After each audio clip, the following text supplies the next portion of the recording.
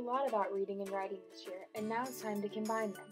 Today, we will be learning how to combine information from two texts on the same topic so that we can show how much we've learned from them. This is called integrating text, and it's a 4th grade standard.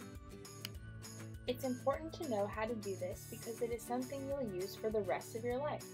Let's begin with a quick review of what we've already learned. But first, let's get out the materials that we'll need for our lesson.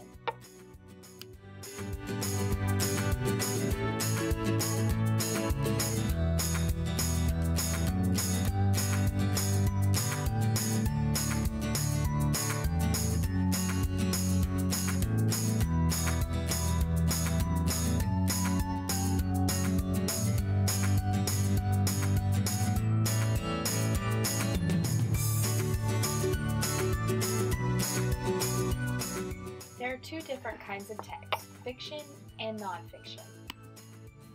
Fiction is make-believe, made for fun, and read in the order of a story. An example of this would be Harry Potter. Nonfiction is true info made to share the info and can be read in any order.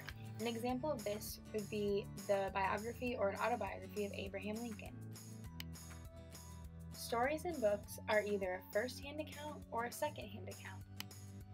First-hand accounts are from the original source, which is typically a person, and they're also called a primary source. They may include personal opinions, feelings, and emotions, and they have very specific details. This is a book on the life of Frederick Douglass, and it was written by himself. This is an example of a first-hand account. A second-hand account is based on research of first-hand accounts and is often told by someone who is not there to see the event. It's also called a secondary source. It may include stories from first-hand accounts and key facts and information. This is an American history book, and it's an example of a second-hand account because it is research that has been compiled into one book all about the history of America.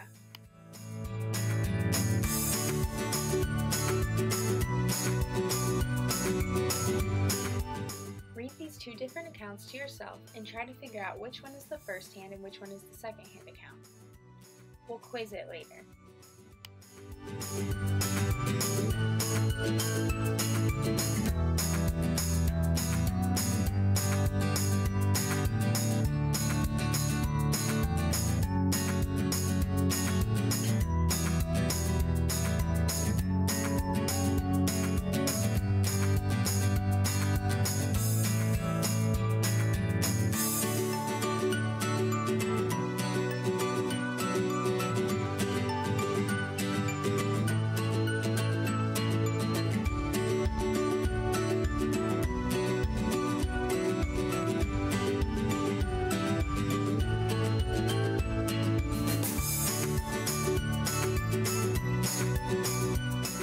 Discuss with your neighbor which one you thought was the first-hand account or the second-hand account and why.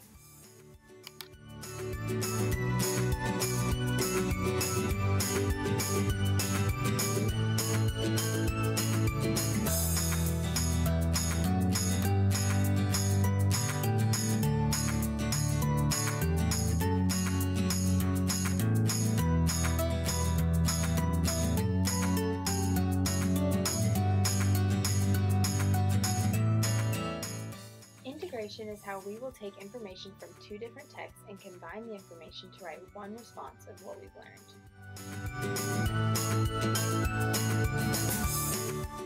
Integration is a way of combining multiple things into one.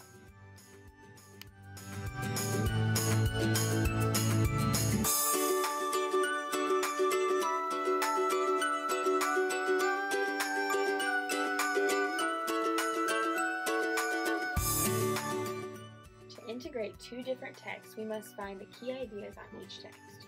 The key ideas are the most important ideas in the text. The supporting details are the information that support the key ideas of the text. After we find the key ideas, we can begin to compare and contrast the information in the two texts. To compare is to tell how two things are alike.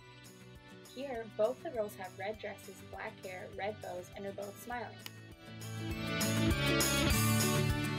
To contrast is to tell how two things are different.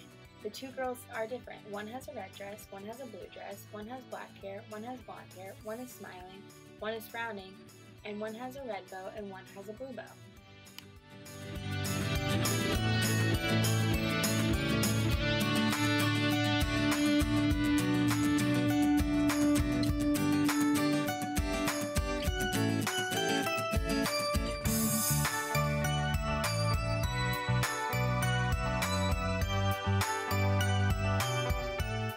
Make this same compare and contrast chart that you see on the screen on your iPad.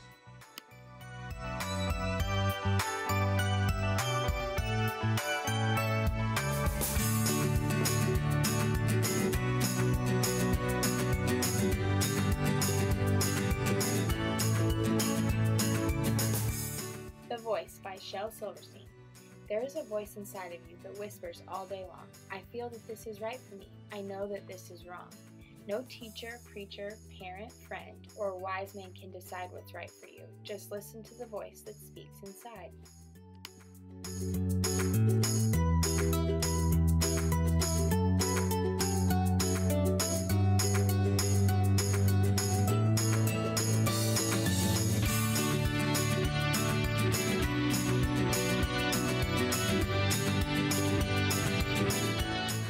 Let's compare and contrast the two texts that we just read, Pinocchio and The Voice by Shel Silverstein.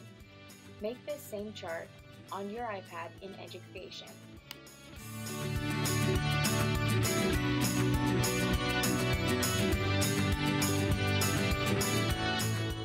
When we compare two things, we compare the things that are alike. And when we contrast two things, we're talking about what's different. Let's compare and contrast the two texts. First, we'll look for the things that were alike in the text. The first thing that was alike was the moral. Both of the morals of the stories were to not lie and to listen to what's right. The second thing that was alike was the sense of the voice in both of the stories. Both of the stories were also stories of fiction. They weren't real, they were just made for fun.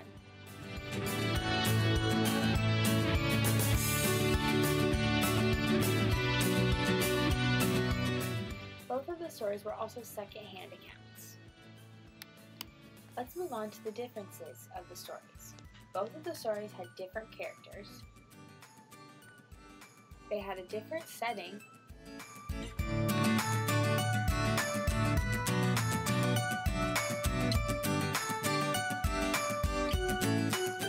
And both of the stories had a different conflict. Our next step of the process is to use this compare and contrast chart to form a short response. Let's take some time with our neighbors to write a 5-sentence response about the differences and the things that the stories had alike.